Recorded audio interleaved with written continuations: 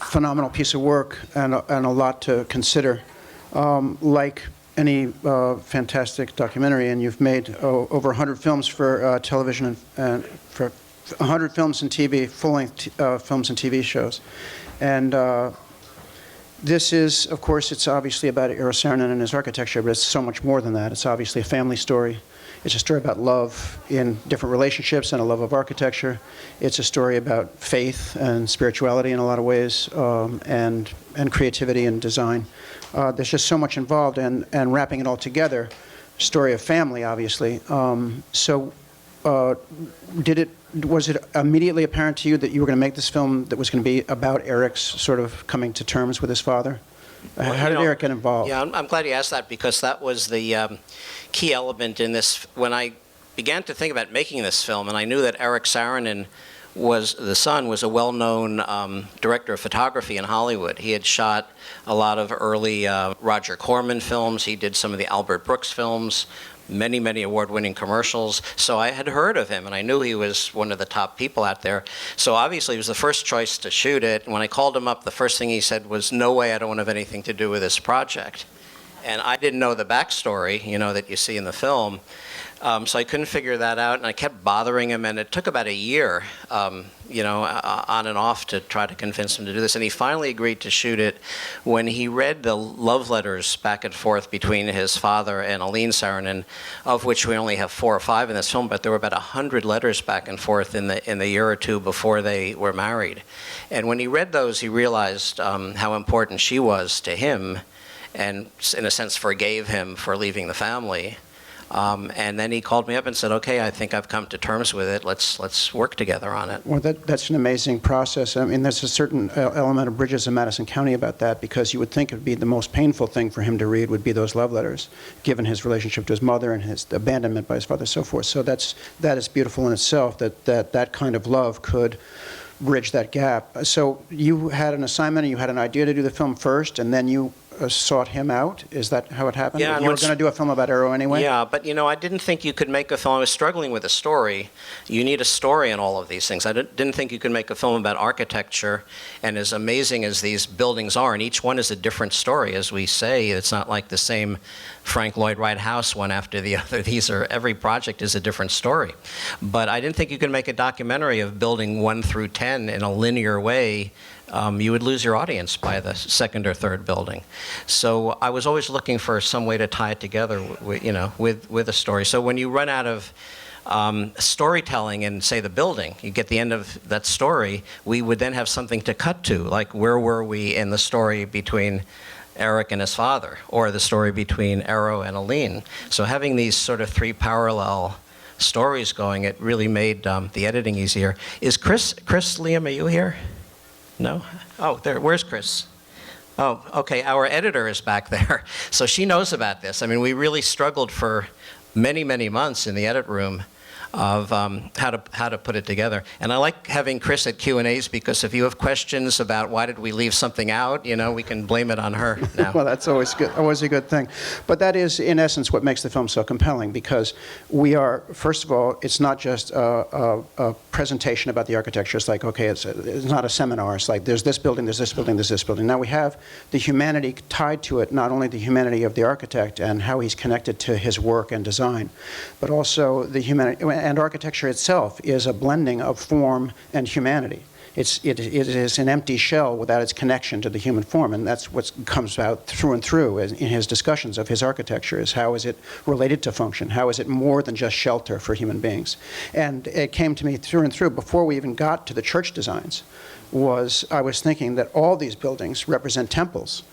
They're of their own kind, and he's talking about connecting to the idea of flight and of travel, and of what's making it more than just a barn with an ice rink in it, and capturing the excitement of that. But that's the human element. These are the human elements, and there's sort of spiritual elements too. And also I think they're more than temples. When Eric and we first did a scout trip, just the 2 of us, and I had my own little, lightweight digital camera observing him at each building before we went back to each place with our full crew with drone pilots and 25 other people.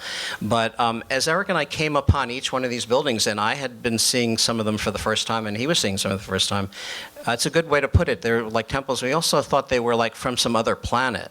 We couldn't you come upon the arch, you don't know where that idea could have come from. Right. And it's sort of a mystery, as he called it, a magical mystery tour. Well, it is, and that goes to the act of creativity itself, which we look at in a lot of documentaries, is trying to get inside the artist's head, trying to get inside the person's idea of what makes them go to the places they go, that are inventions, new inventions. Just one other thing about not making it about architecture, which I don't think people are interested in architecture per se or art per se. I mean, people really obviously want a human story behind everything. And because we're part of an American Masters tribute here, because this film was for American Masters, which reaches a very large, completely general audience. I would think in our audience, this airs on December 27th, I would think in our audience out there throughout the whole country, maybe 1 in 10 people may have heard of Sarandon. Or if they know the name, it has to do with the furniture. So they don't know this story. So you do have to do a documentary that appeals to people who are not interested in architecture. Well, and that goes back to the idea of the family story, because Eric confesses that he's discovering these things for the first time. So as we discover them for the first time, or see them again, but get to see them through the eyes of the creator. Because I remember going the first time I went into the TWA building, and I think it was just right after it opened, because it was 1962 or 62 probably when I was in there, and it was mind-boggling then, but now we discover it from his son's point of view. It's not just discovering it as the documentarian discovers it, and we discover it with him. We're discovering it with a family member who has a whole mix of emotions involved. So we're lucky Eric could pull that off, and I had some doubts about it at first, and very few people. I mean, I would hate to walk around the country and have a camera crew following me. Most people would be sort of very, not themselves in a situation like that. But I think Eric was able to pull it off because something bigger was happening. He really, in his mind, was coming to terms with what this work really was all about. One last thing about the air date, that, a lot of us independent producers, you can make a film, you can love your film, people can respond to it really well, but it's always a challenge to get it to a large audience. A lot of these documentaries have a short theatrical run, and then they go to Blu-ray or DVD, and they kind of disappear. And those of us who have been fortunate enough to, for example, the filmmakers who, did the Maya Angelou coming up, have done 3 other American Masters. We've done 4 other American Masters. This is a format that lets independent filmmakers really reach an audience that we wouldn't really have otherwise. You can no longer create a standalone film or documentary and expect it to go on television. Everything is now kind of part of an ongoing series. Yeah. So it's really lucky. This is about the only strand, really, on PBS that lets this show be seen. The genius of it is, in this case, it's borne out by this case because it makes the story more than just about the history of this person. It gets into the human side, and there's nothing more human than family and family issues like this. And I was going to say that for Eric, as being a filmmaker, it might make it a little easier for him to go around with a film crew and so forth. But the generational aspect of it's about the work for Elio, for Eero. And in this essence, in this matter, by Eric being able to do work on this project and be a person in the Sarandon family it's all about the work, and now he's doing work on his father's work. So it's a continuation of the same thing and making a thing of beauty. Now, I was going to ask you the script for him to read and to go into as he told his story. Did he write all of that? It's really not scripted. Everything that you hear from him was said to me verbatim when the camera was running, or if we had to go back on it for various reasons, some of the things that are used more from voiceover are just put together from his actual language. It was another way for us to get around the Writers Guild, which is what's holding back. The Writers Guild deals at PBS hold back so many great projects, right, because unless you're not writing something, unless you really can tell them that it's coming out of the documentary material, you have residuals. I mean, the writers get much more than us directors or producers or anybody. Every time it's repeated, they get money. And you can't really budget these days for a documentary if you're going to have to pay a Writers Guild fee on it. Well, so that's not. why I'm answering this very diplomatically. No, I understand. We didn't write anything. Well, and I think, but that also goes to the authenticity of it, because one senses it's obviously obvious, it's clear that it's authentic emotion that he's going through, but all the more so because it's sui generis. It's not from a script. It's not from something prepared either by him or by anybody else. So that's a beautiful thing. I wanted to mention also the choice of music. Okay. Fantastic. Moby, yeah. So how did that come about? I had known, those of us who go back to the 70s, 80s, and 90s probably know Moby. Do people in this audience know the music of Moby? Younger kids don't. When I've talked to some millennials, they don't have a clue who he was, but he's a very popular electronic composer in the 80s and 90s. And I had read about him, and some must have stuck in my mind, but years ago I read that he loved architecture. He felt his music had a lot to do with architecture, and he was very fond of Eero Saarinen. So when we began to think about how to do the music for this film, I began to listen to, Moby has hundreds of albums out there, and it took a long time. Actually, my daughter, who's here, helped me. She was in the music business. Tanya helped.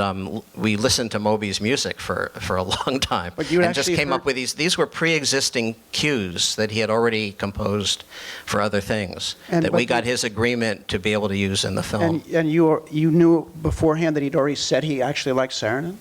Yeah, I read that somewhere in a piece about Moby. Because it was a perfect blend because of Moby's own futuristic kind of sort of spiritual curve to his music that just so completely married to this. So that's another kind of genius. Some of it was composed. Sometimes we would end a Moby song and start another one, and there wouldn't be the right transition. Or Moby actually didn't have endings. Everything just faded out into infinity all the time, and we needed some endings. So we did have a really wonderful composer, Christopher Reef, who's out in Los Angeles, who kind of did some of the transitional pieces in there. But basically 90% of it is Moby. But that's interesting that you say that he doesn't have endings, that they kind of trail off into infinity, because that's a lot of what the forms that Sarandon's creating are doing the same thing. So that's another way that they blend perfectly. I think music is a huge part of these types of projects. I'm not somebody who's done films with a lot of interviews in them. In this film, there are interviews. We needed some transitionals. We needed somebody to say Detroit was the center of the design world. But maybe out of this 68 minutes, maybe 2 or 3 minutes are interviews on camera, which I think slows everything down when you do documentaries. So we tried to rely, and this was an ideal time to do it, I think. It doesn't always work, but we really tried to rely on the impact of visuals and music. I wish there was actually less talking in this film.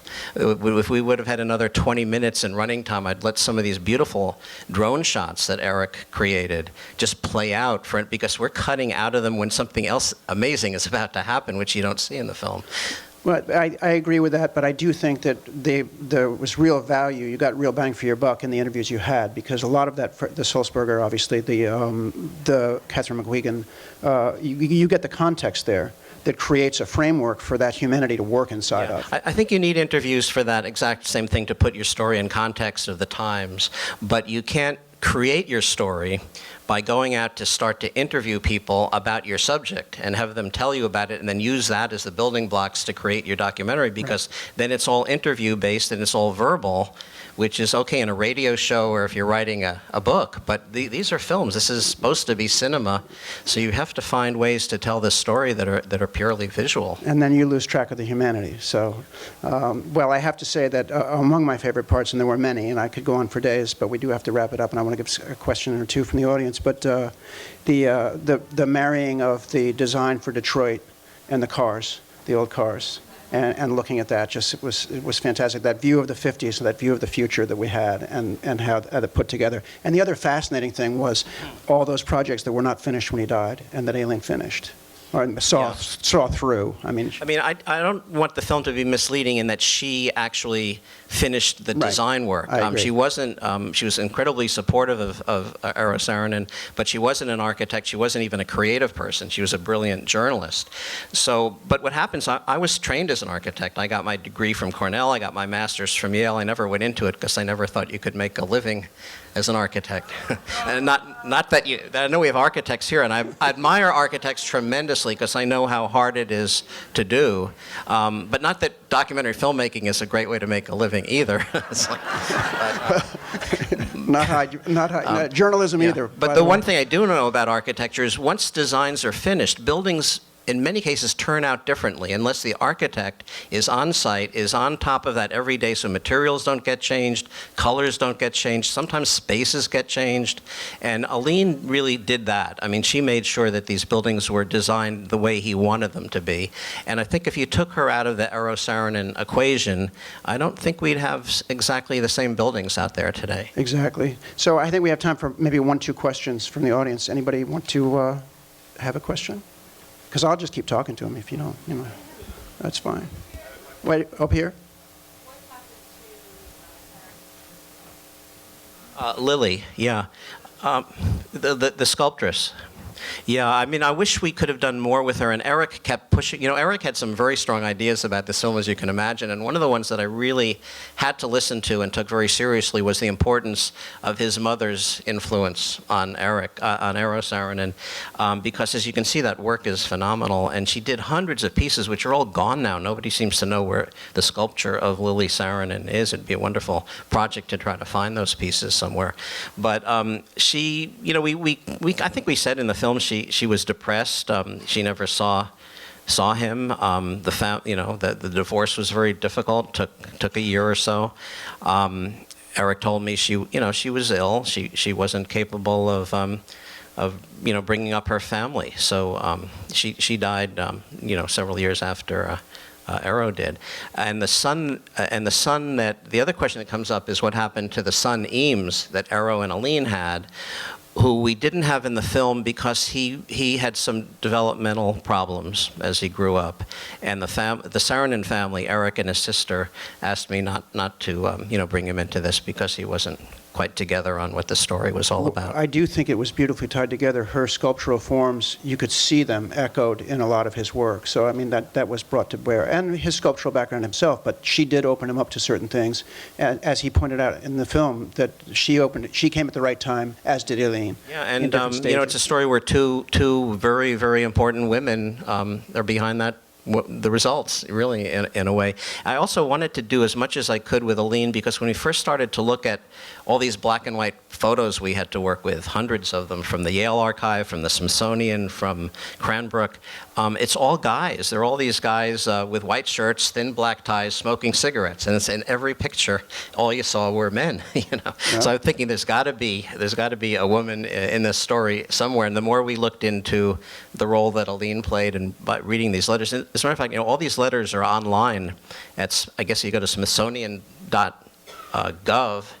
And you can look up the Aline Saarinen letters because her whole archives are there. And it makes an amazing story, just these letters. And Kathleen McQuiggan, who's in the film, who is now the editor of Architectural Record, is writing a book called The Architecture of Love, which is just going to be about that relationship. Well, and his love of the architecture, his love of his wife, his love of everything. It's a beautiful story. And, oh, wait a minute, we have one other question right here.